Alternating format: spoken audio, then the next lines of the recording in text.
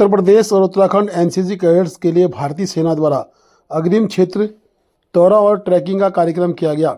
Lieutenant general DG Mishra, general officer commanding मुख्यालय उत्तर भारत क्षेत्र में पिथौरागढ़ सैन्य स्टेशन से उत्तर प्रदेश और उत्तराखंड के एनसीसी कैडेट्स के लिए एक अग्रिम क्षेत्र दौरा और ट्रैकिंग अभियान को हरी झंडी दिखाई। यह दौरा और ट्रैकिंग मुख्य रूप से 80 उत्तराखंड एनसीसी बटालियन और एनसीसी समूह मुख्यालय बरेली के तहत उत्तर प्रदेश एनसीसी बटालियन के 41 कैडेट्स के लिए आयोजित की गई है।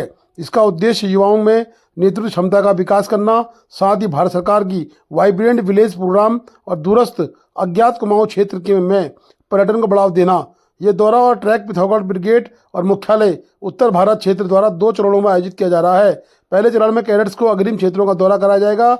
इसके बाद दारमा घाटी के शांतिपूर्ण और बेहद सुंदर इलाके में स्थित दांतू गांव से राम झील तक की ट्रैकिंग की जाएगी, जो एक अज्ञात ट्रैकिंग मार्ग है। अग्रिम क्षेत्र दौरे में कैडेट्स ऊंचाई वाले क्षेत्र गुंजी में तैनात भारतीय सशस्त्र बल के जवानों के साथ समय बिताएंगे। साथ ही क्षेत्र के विभिन्न धार्मिक पर्यटन स्थलों जैसे काली माता मंदिर, ओम पर्वत आदि, कैलाश पर्वत और पार्वती कुंड झील का भी दौरा करेंगे, जहां पिछले साल सितंबर महीने में भारत के प्रधानमंत्री ने दौरा किया था।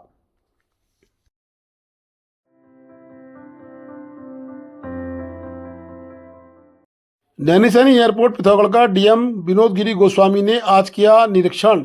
स्थलीय निरीक्षण में उन्होंने एयरपोर्ट में जो कमियां हैं उनके लिए सीएसओ से बात करी और जिलाधिकारी ने एयरपोर्ट के सीएसओ को प्रकाश जोशी को एयरपोर्ट रनवे टर्मिनल की सुविधाएं एवं सौंदर्यीकरण के अलावा अन्य जो मैन पावर यात्रियों की सुविधाओं के लिए अति आवश्यक है उसकी सूची तत्काल जिले को उपलब्ध कराने की बात की है, ताकि एयरपोर्ट पर यात्रियों की सुविधाओं को ध्यान में रखते हुए कार्य किए जा सके। उन्होंने एयरपोर्ट अधिकारी को पर्यटन विभाग से समन्वय करते हुए पर्यटन वेटिंग यानी पर्यटकों के वेटिंग स्थानों पर जनपद के धार्मिक एवं पर्यटक स्थलों का प्रचार साहित्य को रखने के भी निर्देश दिए, ताकि पर्यटकों को जनपद की धार्मिक एवं पर्यटन स्थलों के बारे में जानकारी मिल सके। निरीक्षण के दौरान जिलाधिकारी ने जिला पंचायत नगर पालिका तत्काल को एयरपोर्ट के अधिकारियों को मिलकर टर्मिनल परिसर से रोस्टर के तहत कार्य व्यवस्था को दुरुस्त करने के निर्देश दिए। निरीक्षण के दौरान मुख्य विकास अधिकारी डॉक्टर दीपक सैनी के अलावा एयरपोर्ट के अधिकारी व कर्मचारी मौजूद रहे। पूरे देश का हर आम आदमी इस योजना के तहत, उड़ान योजना के तहत इस एयरपोर्ट का विस्तारीकरण और उच्चीकरण किया गया है। अभी इसमें 48 सीटर जो विमान हैं उनको चलाए जाने की व्यवस्था की जानी है।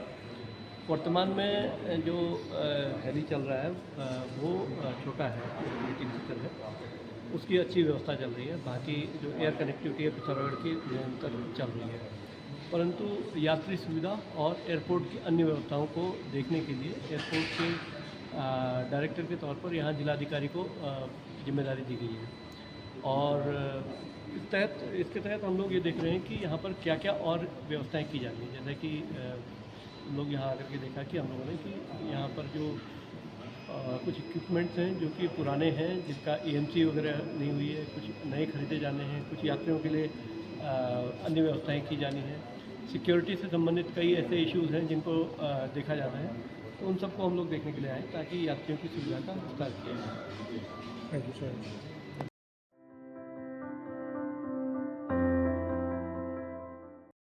उपजिलाधिकारी धारचूला के माध्यम से आज जिलाधिकारी को एक ज्ञापन ब्यास जनजाति संघर्ष समिति ने दिया।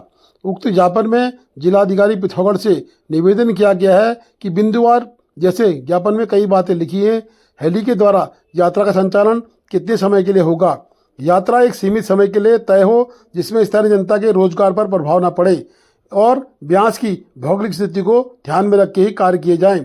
स्थानीय जनता के पास मुश्किल से पूरे वर्ष में मात्र 4 माह ऐसे होते हैं जिसमें पर्यटन के माध्यम से रोजगार उपलब्ध होता है। हमारे क्षेत्र का पर्यावरण खराब ना हो, यात्रा में मात्र हवाई दर्शन ना हो, हवाई दर्शन करने की यात्रा बिल्कुल न दी जाए। हेली यात्रा से पर्यटन विभाग ओल्ड लिपुलेख से कैलाश का दर्शन करने जा रहा है, वैसे ही ओल्ड लिपुलेख तक स्थानीय टूर ऑपरेटरों को भी दर्शन करवाने की अनुमति दी जाए। स्थानीय जनता के ऊपर पुलिस व कुमाऊं मंडल विकास निगम के द्वारा पूर्व में मुकदमे दायर किए गए हैं और वर्तमान में नोटिस दिए जा रहे हैं। उक्त मुकदमों को तत्काल निरस्त कर अथवा वापस करने की कृपा करें, अन्यथा ब्यास जनजाति संघर्ष समिति सड़कों पर उतर सकती है।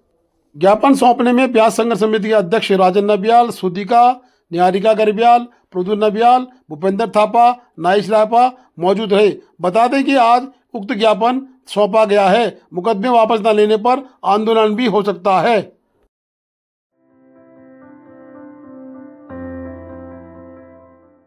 जय शिपला केदार टैक्सी यूनियन धारचूला की बैठक अध्यक्ष केसर सिंह धामी की अध्यक्षता में व केवल सिंह कारगी के संचालन में लोक निर्माण विभाग के विश्राम गृह में आयोजित की गई।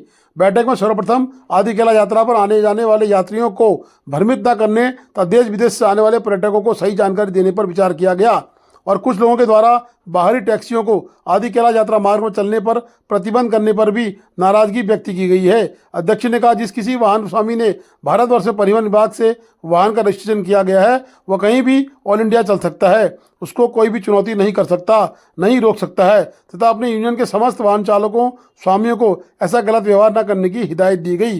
बैठक में स्थानीय प्रशासन के द्वारा जय शिपला केदार टैक्सी यूनियन के वाहनों को पार्क करने के लिए जो स्थान दिया है उस जगह अन्य वाहनों का कब्जा रहने के से ग्रामीण क्षेत्रों से आने वाले वाहनों को अपना नंबर पर वाहन पार्किंग करने की जगह नहीं मिल रही है।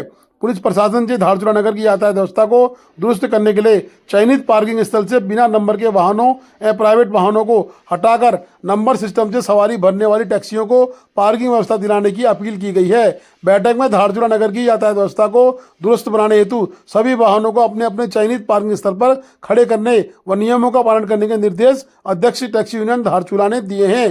पुलिस प्रशासन के द्वारा बनाए गए नियमों का पालन कोई भी टैक्सी चालक या स्वामी नहीं करते हैं तो कानूनी कार्रवाई होने पर स्वयं जिम्मेदार रहेंगे। यूनियन कोई भी सहयोग नहीं करेगी।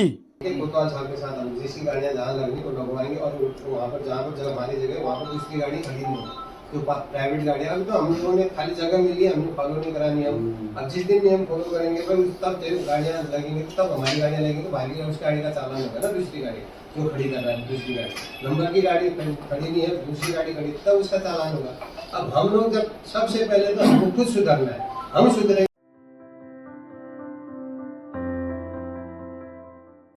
भारतीय क्षेत्र से ही कैलाश पर्वत के दर्शन का इंतजार कर रहे श्रद्धालुओं के लिए बड़ी खबर है। उत्तराखंड के पिथौरागढ़ जिले के ओल्ड लिपुले की पहाड़ियों से अगले हफ्ते से कैलाश पर्वत के दर्शन शुरू हो जाएंगे। इसकी घोषणा 2-3 दिन में हो सकती है। दर्शन के लिए यात्रा पिथौरागढ़ से शुरू होगी। यहाँ से सेना का Mi-17 हेलीकॉप्टर एक बार में 15 श्रद्धालुओं को ओल्ड लिपुलेक से 30 किलोमीटर पहले गुंजी गांव तक ले जाएगा। यहाँ से 4x4 की गाड़ियाँ 21 किलोमीटर आगे नाभी डांग ले जाएंगी।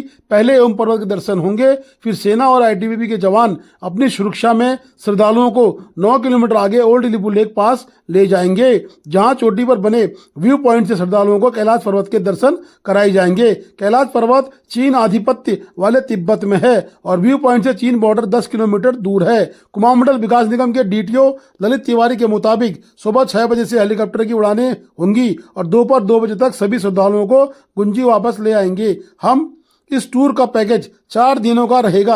इसके लिए हमने 75,000 रुपये प्रति व्यक्ति खर्च प्रस्तावित किया है। इसमें हेलीकॉप्टर, जीप का किराया, रुकना, खाना, गर्म पानी, रजाई गद्दे इत्यादि शामिल हैं। गुंजी गांव के सभी होम स्टे बुक कर लिए गए हैं। राज्य या केंद्र सरकार यात्री किराए में सब्सिडी दे सकती है। Please do like, share and subscribe DCL News.